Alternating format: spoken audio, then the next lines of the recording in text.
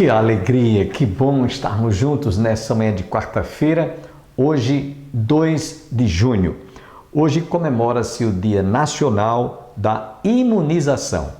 E por falar em imunização, eu espero que você já tenha recebido a dose de imunização contra essa doença. Existem remédios, existem hoje vacinas, tudo à sua disposição e ao seu alcance.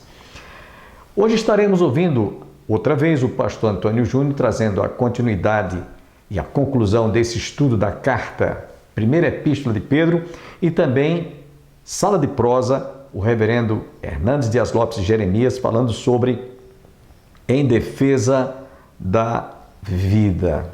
Em defesa da vida. Gente boa! Sala de prosa 2021. Avançamos seguros na mão do Cordeiro. Ó, brutal, menino. Tô toda azulão hoje. Azulou. Que Deus te abençoe e te guarde e que a boa mão do Senhor te acompanhe. Fica conosco, hein? Beleza?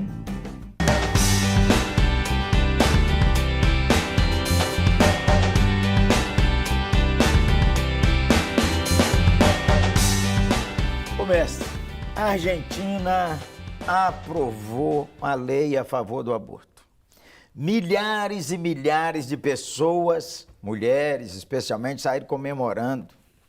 Na internet, tomou proporções tão brutais que até gente que afirma crer na palavra de Deus aplaudiu. A conversa na rede social e na grande mídia foi só morte sobre Covid. Fala aí, mestre. Jeremias, é fato que esta pandemia é avassaladora e trouxe transtornos na saúde pública, na economia, etc, etc, etc. Ninguém nega isso. Claro. Porém, é uma hipocrisia da sociedade lamentar, e devemos lamentar mesmo. E chorar mesmo. Chorar mesmo. Por mais de 2 milhões de pessoas ceifadas nessa pandemia. Mas a sociedade não chora. Um parênteses, nem todo mundo morreu de Covid, né? É verdade. Morreu com Covid, mas não de Covid. Certo. E segundo aspecto, tem outras causas mortes. Mas nessa conjuntura, cerca de 2 milhões de pessoas. Só em 2019, no mundo, foram 42 milhões de abortos. 42 milhões de abortos. Você lembra de ter ouvido essa cifra aí na sua cabeça? A mídia não tratou disso, a grande imprensa não falou disso, ninguém chorou por isso. Aliás, se diz que é um direito. E o aborto é um assassinato com requinte de crueldade. Ô mestre, mas é isso mesmo. Veja você, há uma palavra que você deve se levantar e defender a minoria. Você deve se levantar e defender os desprezados. Você deve dar voz aos que não têm voz. Eu tô nessa. E nós estamos dando voz a esses aqui, ó. Graças te dou, porque de um modo assombrosamente maravilhoso me criastes. As tuas obras são admiráveis e a minha alma sabe muito bem. Os meus ossos não te foram encobertos quando no oculto fui formado. Os teus olhos me viram, a substância ainda sem forma. É isso aí. Salmo 139. E Davi, ao descrever isso, ele mostra que, embora ele fosse no ventre da sua mãe, um zigoto, ou um embrião, ou um feto, ele trata como pessoa, com personalidade. Então, veja bem, o grande aspecto é que o sacrário do ventre materno, que é o lugar mais sagrado da vida, transforma-se num patíbulo de tortura. Porque esse ser é envenenado, ou esse ser é esquartejado, esfaqueado e sugado como uma verruga pestilenta. Então, nós não estamos aqui lidando, né, pastor, com aquelas causas excepcionais onde o risco da vida da mãe, do bebê, e a situação da ética cristã complexa também, complexa, de decidir, né, Mas nós estamos falando de um aborto generalizado, fruto tantas vezes de uma vida inconsequente, sem domínio próprio, sem responsabilidade na prática sexual. Olha, quando quebra um princípio, tem que quebrar vários princípios.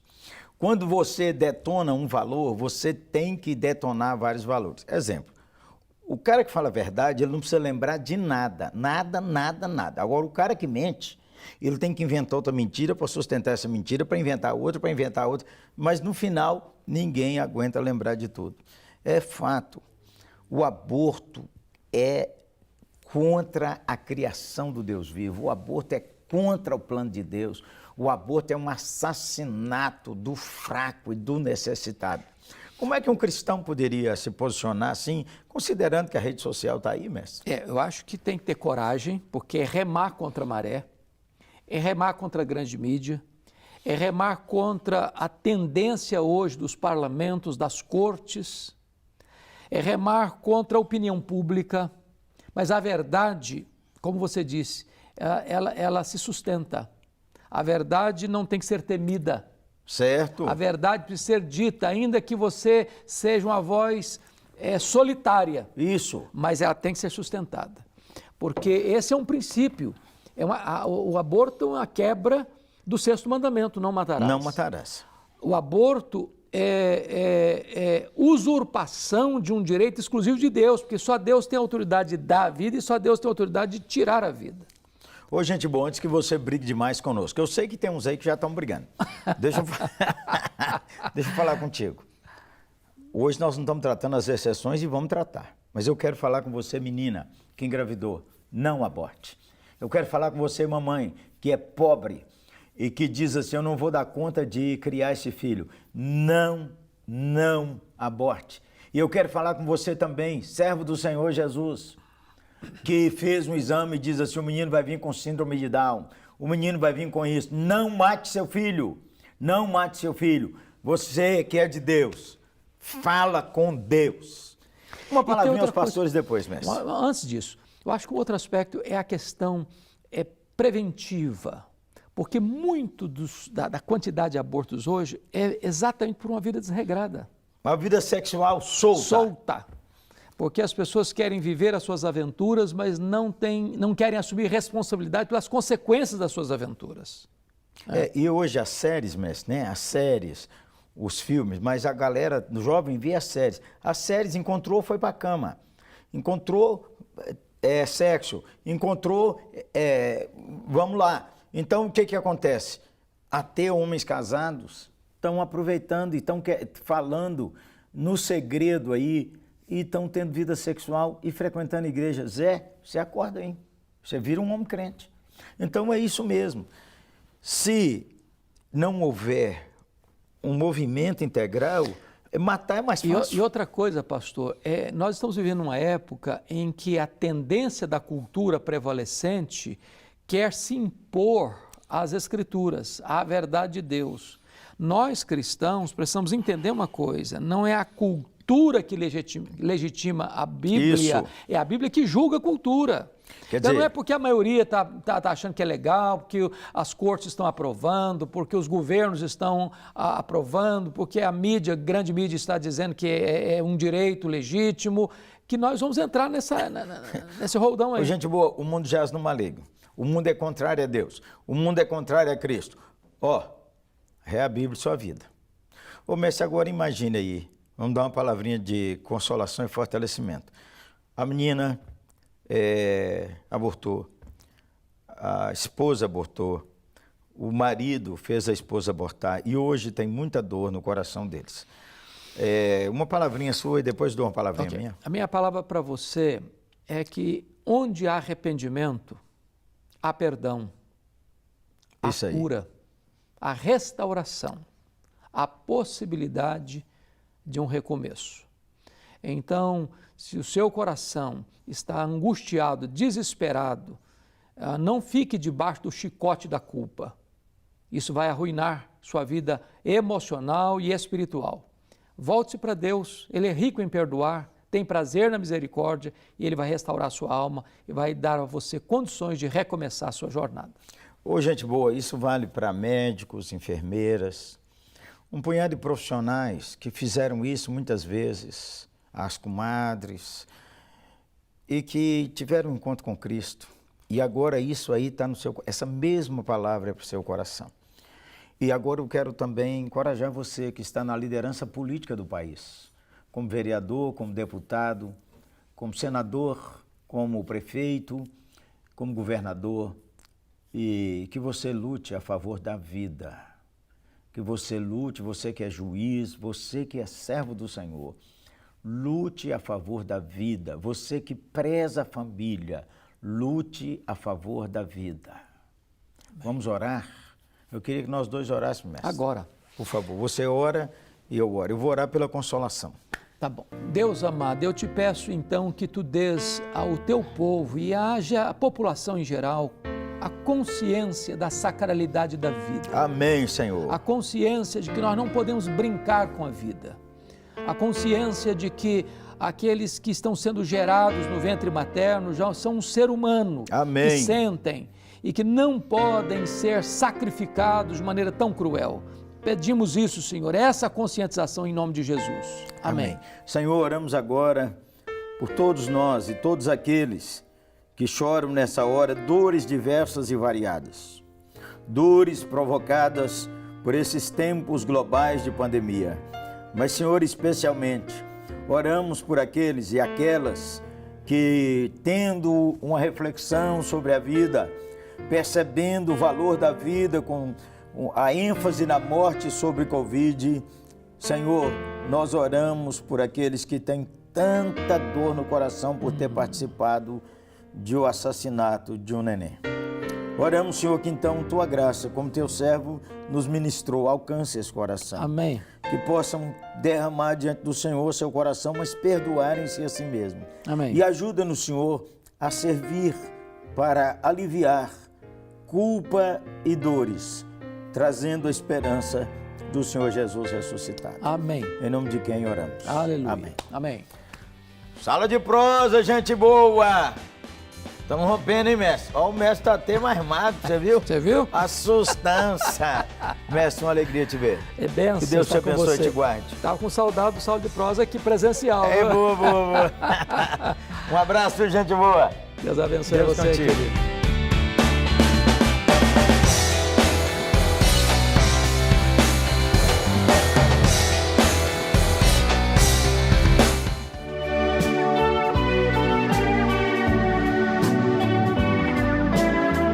Eu preciso educar os meus filhos, eu preciso que o país dê certo. O que é que eu vou fazer como crente? Eu vou me sujeitar e orar para que ele governe bem. Amém? Por isso, irmãos, não fique preocupado com a eleição de 2022. Seja quem for que for ganhar, nós somos crentes, cidadãos do céu.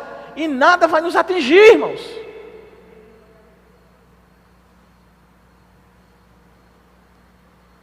Olha só, o crente deveria entender que Deus é o que tem o controle de tudo. A igreja precisa entender que reis, presidentes, governadores, ditadores, sejam déspotas ou não, todos eles governam pela graça comum de Deus. Todos eles governam pela soberania e autoridade de Deus, seja para o juízo ou seja para a prosperidade ou a bonança. Mas tudo Deus está no controle. Absolutamente tudo. Amém, irmãos? Provérbios capítulo 8, verso 15. Por meu intermédio reinam os reis e os príncipes decretam justiça. Daniel capítulo 2, verso 21. É ele quem muda o tempo e as estações. Remove reis e estabelece reis. Ele dá sabedoria aos sábios e entendimento aos inteligentes. Está no controle de Deus, irmão. Tudo está no controle de Deus. E no contexto aqui, havia os governadores que eram indicados pelo Senado romano. Então, às vezes o Senado romano lá, na sua assembleia, deliberava que fulano de tal fosse governar a província tal. Mas havia outros que eram colocados pelo próprio imperador, e no caso aqui era Nero. Nero é que instituía alguns governantes. Vejam bem que Pedro está ensinando a igreja. Pedro está dizendo para aquela igreja se sujeitar a um governador que foi colocado por Nero, que queimou os irmãos lá em Roma e colocou a culpa nos crentes, que fez dos irmãos tochas para iluminar a noite de Roma. Então veja na cabeça dos crentes: meu Deus, eu tenho que me sujeitar a esse tipo de monstro? Tem. Porque ele foi estabelecido por Deus. Está entendendo, irmãos? Está entendendo, irmãos? Que o que você pensa que é grave, que é algo muito grave, ainda não é perante o que os irmãos aqui sofreram, e o que eles estão escutando aqui de Pedro. Se sujeitar a um governador que foi colocado por Nero, um déspota, um sanguinário.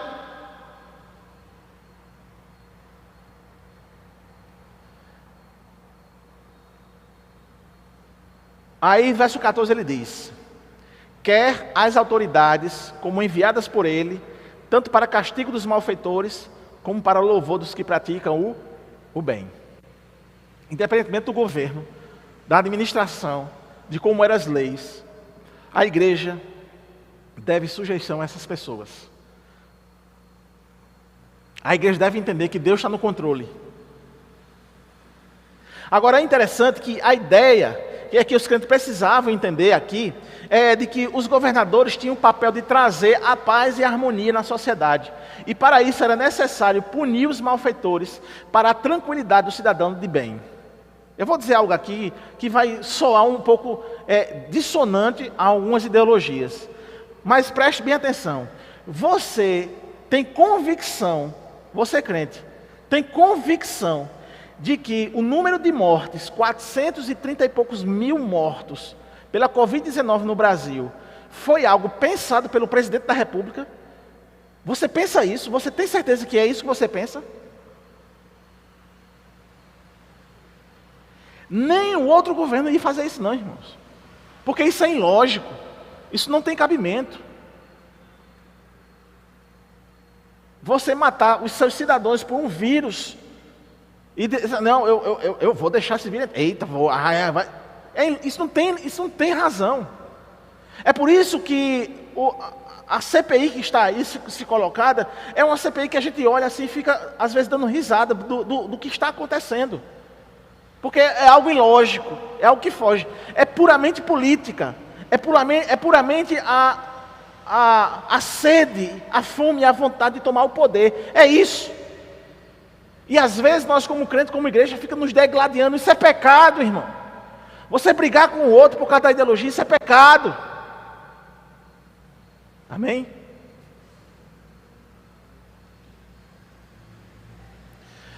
Pedro, ele também tinha a intenção de deixar claro para a igreja que os cristãos tinham que fazer o que era bom e certo, pois era a vontade de Deus. Verso número 15. Porque assim é a vontade de Deus, que pela prática do bem façais emudecer a ignorância dos insensatos. Então, viver a vontade de Deus é um ponto importante revelado por Pedro nessa epístola.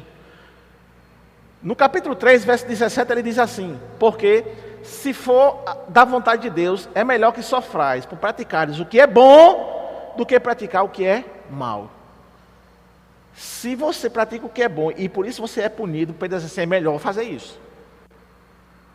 É muito melhor fazer isso, sofrer por causa do bem. No capítulo 4, verso 2, ele diz assim: para que no tempo que vos resta na carne, ou seja, de vida, não é? Já não vivais de acordo com as paixões dos homens, mas segundo a vontade de Deus. E ainda no verso 19 do capítulo 4 ele diz: por isso também os que sofrem segundo a vontade de Deus, encomende a sua alma ao fiel Criador na prática do bem.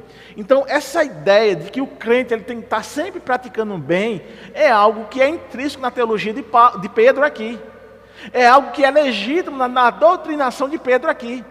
Todo crente tem que praticar o bem. Eu e você temos essa responsabilidade de praticar o que é bem. Pastor, e aquela pessoa que me faz mal o tempo todo? Faço bem.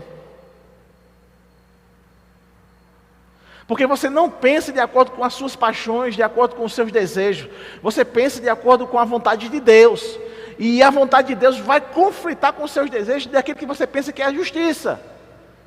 Então fazer o bem para aquelas pessoas que fazem mal é algo divino, é algo de Deus. E só tem a possibilidade de fazer isso sem ironia e sem buscar resultados positivos depois, é o crente. Ele faz conforme Jesus disse, dá a outra face. E isso é algo espiritual, não é algo carnal. Você pode, a pessoa carnal, ele pode até fazer, pensar, mentorear isso, né? Mentalizar, desculpe, isso. Aí eu vou fazer porque eu vou fazer o bem aqui para matar ele na unha, para não sei o quê. Veja que é só na maledicência. Já o crente não faz, porque é do feitio do crente fazer isso, porque ele tem o Espírito Santo, porque a natureza dele foi transformada, porque ele é nova criatura, é isso.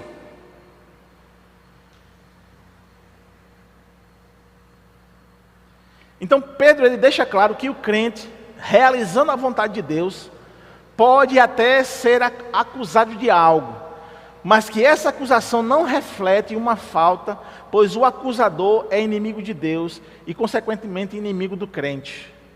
Qualificado aqui como uma pessoa ignorante e insensato, é o que Pedro vai dizer. São pessoas que falham em conhecer, por isso não conseguem obedecer a Deus, têm suas mentes cauterizadas. E então Pedro vai concluir no verso 16 e 17 a seguinte ideia.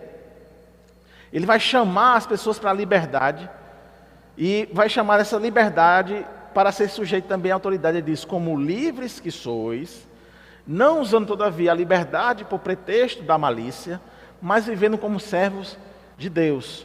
Tratai todos com honra, amai os irmãos, temei a Deus e honrai o rei. Essa questão da liberdade do crente, irmãos, expressa algo mais espiritual do que social. Sabe por quê? Porque a liberdade do crente é que o comportamento pode ser exemplar, é um modelo de virtudes, pois o mesmo já foi libertado do pecado. Ou seja, Jesus nos libertou e vivemos essa liberdade no meio social sendo exemplo. Então essa liberdade é o seguinte, eu não mais vivo de acordo com os desejos, as inclinações da minha mente pecaminosa, porque Jesus me libertou desse poder do pecado. Ele me libertou do poder escravizador do demônio, do diabo. Amém? Mas eu não posso usar dessa liberdade agora para usar de maledicência, de ser malicioso, porque isso é pecado. Eu utilizo isso de forma espiritual, conforme a lei de Deus, conforme a inclinação desse novo ser, dessa nova mente, desse novo modo de viver que o Evangelho nos traz, que o exemplo de Cristo nos traz. É isso que Pedro está nos colocando, que de fato ele nos libertou para vivermos essa libertação do mal, essa libertação do poder do pecado. E não mais para viver de forma a maquinar alguma coisa e ferir outras pessoas. Quando Paulo escreve aos Gálatas, capítulo 5, verso 13, ele diz assim: porque vós, irmãos, fostes chamados à liberdade, porém não useis da liberdade para dar ocasião à carne. Sede antes servos uns dos outros pelo amor. E quando Paulo escreve aos Coríntios, capítulo 1, verso 8 e verso 9, capítulo 8, verso 9, ele diz: vede, porém, que esta vossa liberdade não venha, de algum modo, a ser tropeço para os fracos.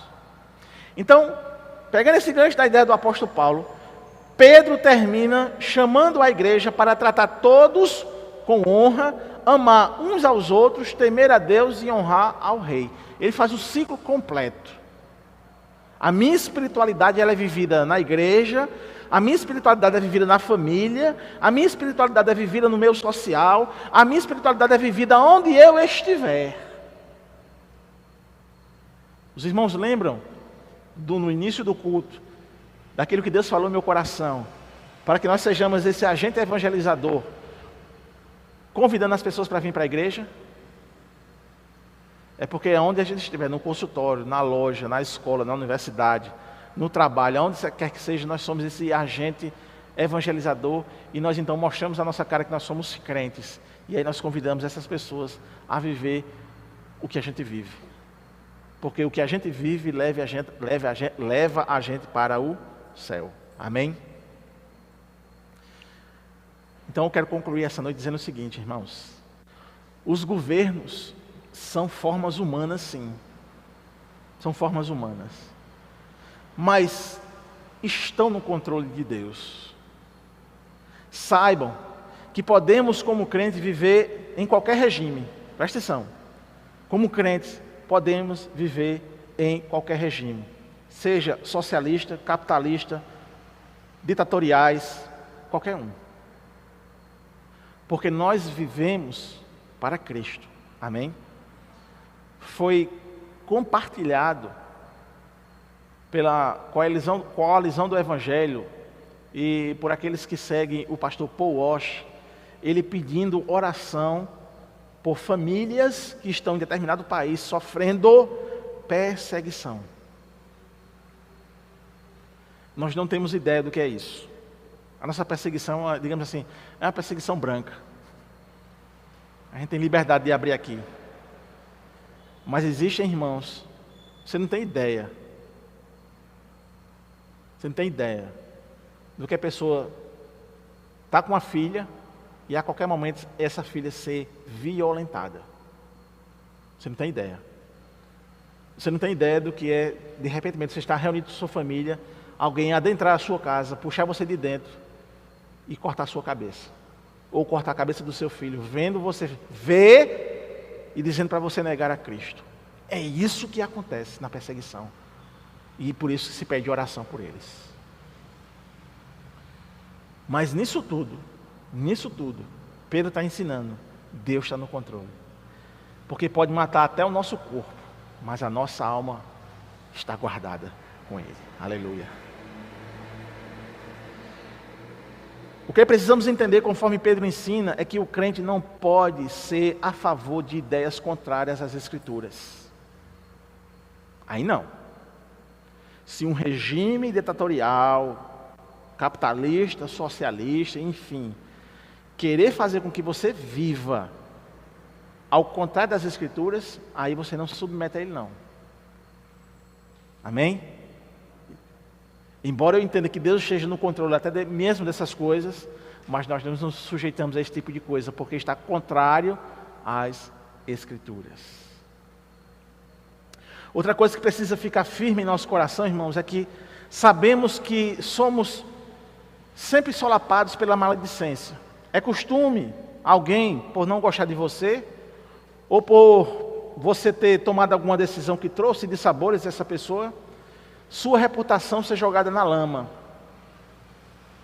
A fofoca, os disse-me-disse e o aumento dos comentários rolam. E às vezes eu sei, eles machucam. Dói. E acaba por destruir relacionamentos. A pergunta que eu faço é, e o que nós devemos fazer? Recorramos ao apóstolo Pedro. Pedro nos responde ao longo da carta. Sejam bons. Sejam bons. Façam o bem.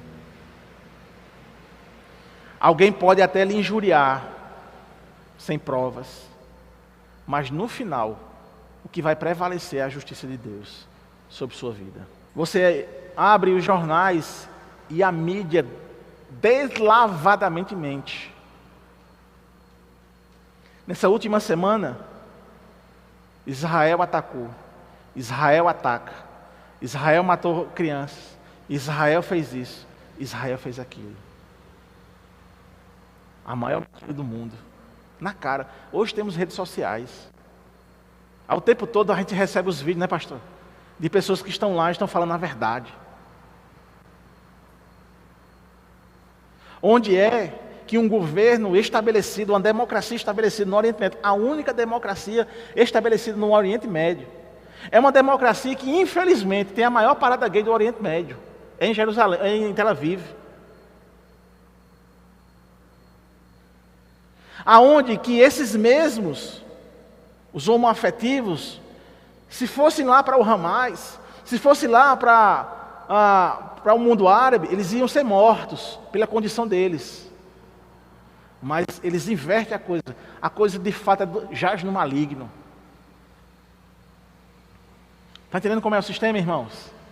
Você entende como é as coisas? O que é que nós vamos fazer? Faça o bem, seja bom, seja crente.